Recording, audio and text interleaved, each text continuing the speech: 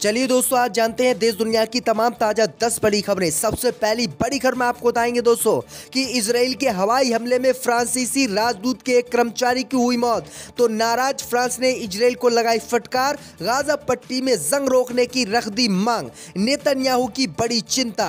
वहीं दूसरी बड़ी खबर में आपको बताएंगे दोस्तों कि 2024 के चुनाव में बाइडेन को आश्वेत मतदाताओं का समर्थन तभी मिलेगा जब वह निर्दोष फिलिस्तीनियों की करेंगे सुरक्षा। फिलिस्तीनियों के समर्थन में उतरे अमेरिका के लोग, बाइडेन हुए परेशान। वहीं तीसरी बड़ी खबर में बताएंगे दोस्तों कि इजराइल का ऑपरेशन गाजा पट्टी में नहीं होगा खत्म तब तक एक भी बंधक को नहीं करेंगे रिहा। हमास ने किया ऐलान, बड़ी इजराइल की चिंता।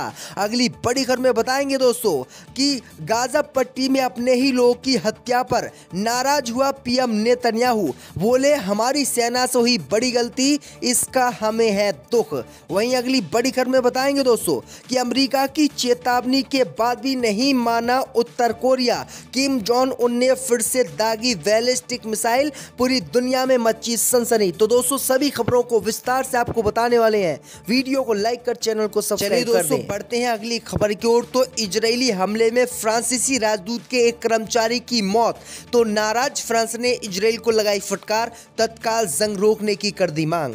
दोस्तों आपको बता दें कि गाजा पट्टी में इजराइल और हमास के बीच इस समय जंग चल रही है। इसी बीच फ्रांसीसी विदेश मंत्रालय के एक राजदूत की इजराइल के हमले में शनिवार रात मौत हो गई है। वहीं आपको बता दें कि राजदूत की मौत से फ्रांस नाराज हो गया है और फ्रांस ने इजराइल को फटकार लगाते हुए तत्काल गाजा पट्टी में युद्ध विराम की मांग कर दी है और कहा है कि गाजा पट्टी में जो हमारे राजदूत की मौत हुई है उसकी जिम्मेदारी इजराइल है। वहीं आपको बता दें कि राजदूत की मौत से फ्रांस बौखला गया है और फ्रांस ने इजराइल पर प्रतिबंध लगाने की मांग कर दी है और कहा है कि गाजा पट्टी में तत्काल इजराइल युद्ध रोके क्योंकि यहां पर आम नागरिकों की हत्या हो रही है। वहीं अगली बड़ी खबर में आपको बताएंगे दोस्तों कि 2024 के चुनाव में बाइडेन को आश्वेत मतदाताओं का समर्थन मिलेगा तभी जब वह फिलिस्तीनियों की करेंगे सुरक्षा। दोस्तों आपको बता दें कि अमेरिकी राष्ट्रपति जो बाइडेन के वोट बैंक को युवा आश्वेत मतदाताओं ने हिलाकर अमेरिका में रख दिया है, जो देश में रह रहे फिलिस्तीनियों के साथ हो गए हैं और कह रहे हैं कि वे 2024 के राष्ट्रपति चुनाव में उनको तभी वोट करेंगे जब वह गाजा पट्टी में इजराइल और हमास के बीच चल रहे युद्ध में निर्दोष फिलिस्तीनियों की सुरक्षा की गारंटी देंगे। वहीं आपको बता दें कि मीडिया रिपोर्ट संकेत मिलता है कि डेमोक्रेटिक पार्टी के इन गढ़ों में से किसी को भी 2024 के राष्ट्रपति पद के लिए हल्के में नहीं लिया जा सकता, जिससे जीओपी को फायदा हो सकता है।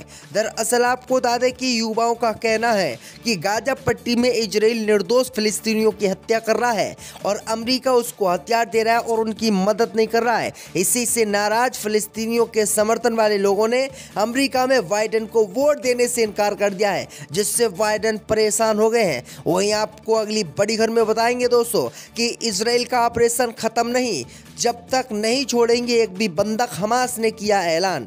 दोस्तों आपको बता दें कि गाजा पट्टी में इजराइल और हमास के बीच चल रही जंग में अब हमास के लड़ाकों ने इजराइल को खुली चेतावनी दे दी है। हमास के लड़ाकों ने कहा है कि इजराइल का जब तक गाजा पट्टी में ऑपरेशन खत्म नहीं होगा, जब तक इजराइल गाजा पट्टी में हमले बंद नहीं करेगा, तब तक हम इजराइल के एक भी बंधक को नहीं छोड़ेंगे। दरअसल आपको बता दें कि इजराइल और हमास के बीच बंधकों को छोड़ने को लेकर कतर में बातचीत चल रही है, क्योंकि इजराइल ने जितने भी हथकंडे अपने अपनाए थे वो सारे ही गाजा पट्टी में फेल हो गए और हमास के लड़ाकों ने इजरायली सेना को पानी भरवा दिया और इसी से हार कर अब इजराइल आसानी से बंधकों की रिहाई के लिए कतर पहुंच गया और कतर बातचीत कर रहा है। लेकिन हमास ने कहा है कि जब तक इजराइल गाजा पट्टी में बमबारी नहीं रोकता है तब तक उसका एक भी बंधक नहीं छोड़ा जाएगा।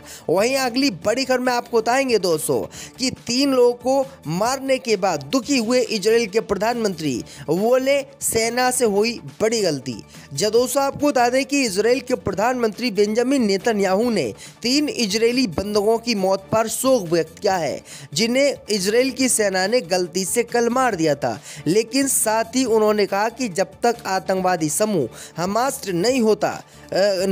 नष्ट नहीं हो जाता तब तक जमीनी कार्रवाई जारी रहेगी। नेतन्याहू ने कहा कि हमारे 3 बंधकों को हमने किसी भी कीमत पर ऐसे नहीं मारा, कुछ गलती हुई है, इसके लिए हम खेद करते हैं। तो ये बड़ी अपडेट आ रही है।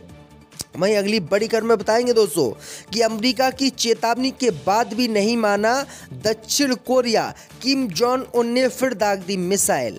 दोस्तों आपको बता दें कि नॉर्थ कोरिया के तानाशाह नेता किम जोंग उन ने एक बार फिर से बैलिस्टिक मिसाइल का परीक्षण कर उत्तर कोरिया में सनसनी मचा दी है।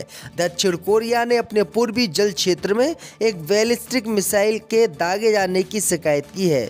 अमेरिका की चेतावनी के बावजूद नॉर्थ कोरिया द्वारा हथियारों के लगातार परीक्षण के चलते कोरियाई प्रायद्वीप में तनाव लगातार बढ़ रहा है। हालांकि नॉर्थ कोरिया द्वारा दागी गई मिसाइल परमाणु थी या नहीं, इस पर सस्पेंस बना हुआ है। दरअसल आपको बता दें कि अमेरिका ने इस पर प्रतिबंध भी लगा दिया है, उसके बावजूद भी दोस्तों उत्तर कोरिया मानने के लिए तैयार नहीं है और वो लगातार बैलिस्टिक मिसाइलों का परीक्षण कर रहा है, जो अमेरिका सहित अन्य देशों की चिंता बढ़ाए हुए है। तो वहीं अगली बड़ी खबर में बताएंगे दोस्तों कि गाजा पट्टी के खान यूनिस पर इजराइल की सेना ने कब्जे का किया दावा।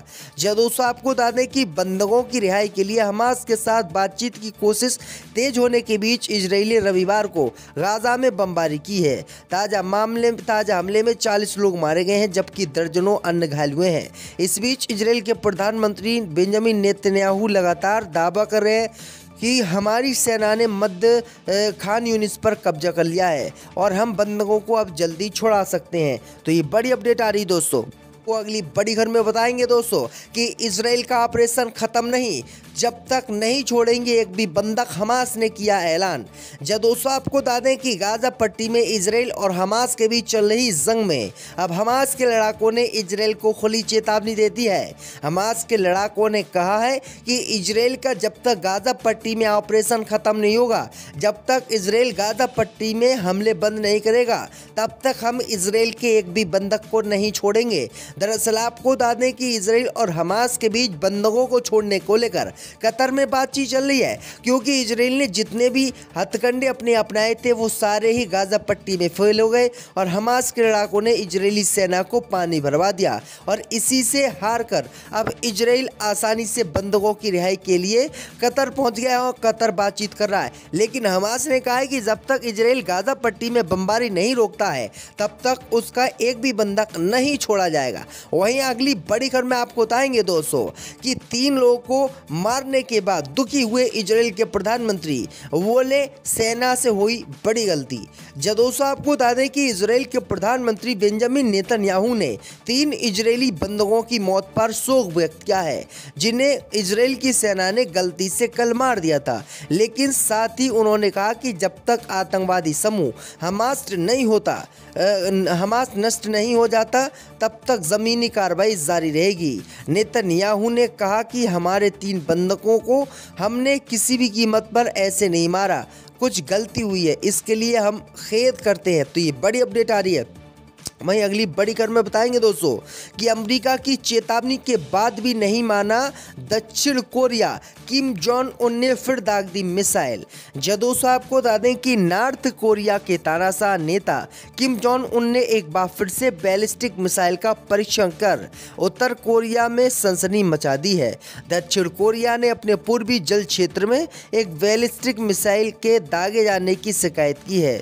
अमेरिका की चेतावनी के बावजूद नॉर्थ कोरिया द्वारा हथियारों के लगातार परीक्षण के चलते कोरियाई प्रायद्वीप में तनाव लगातार बढ़ रहा है। हालांकि नॉर्थ कोरिया द्वारा दागी गई मिसाइल परमाणु थी या नहीं, इस पर सस्पेंस बना हुआ है। दरअसल आपको बता दें कि अमेरिका ने इस पर प्रतिबंध भी लगा दिया है, उसके बावजूद भी दोस्तों उत्तर कोरिया मानने के लिए तैयार नहीं है और वो लगातार बैलिस्टिक मिसाइलों का परीक्षण कर रहा है, जो अमेरिका सहित अन्य देशों की चिंता बढ़ाए हुए है। तो वहीं अगली बड़ी खबर में बताएंगे दोस्तों कि गाजा पट्टी के खान यूनिस पर इजराइल की सेना ने कब्जे का किया दावा।